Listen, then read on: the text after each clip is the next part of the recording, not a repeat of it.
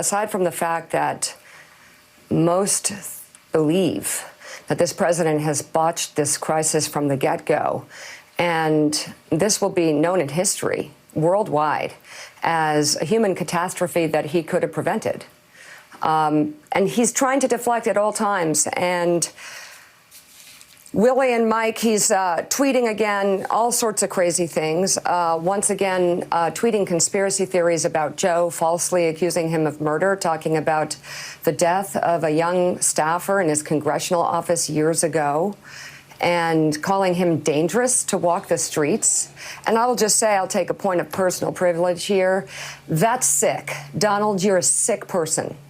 You're a sick person. To put this family through this, to put her husband through this, to do this just because you're mad at Joe because Joe got you again today, because he speaks the truth and he speaks plainly about your lack of interest and empathy in others and your lack of ability to handle this massive human catastrophe, the fact that you've made it worse and that you make it worse every day, and that you won't even wear a mask to protect people from your germs.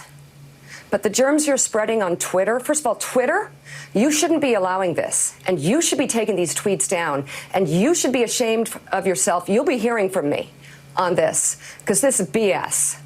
But Donald, you're a sick person. You're really a cruel, sick, disgusting person.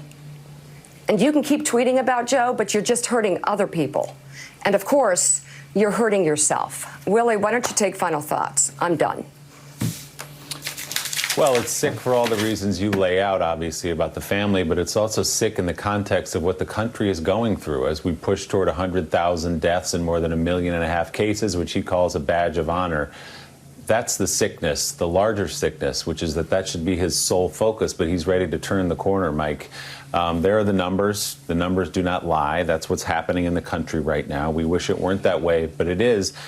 And many Americans wish they had a president who wasn't tweeting conspiracy theories about our co-hosts, but was focused on getting people well, getting people tested, and actually moving the country through this, not imagining that the country has moved through this or hoping, as he does, that the country has put it behind it.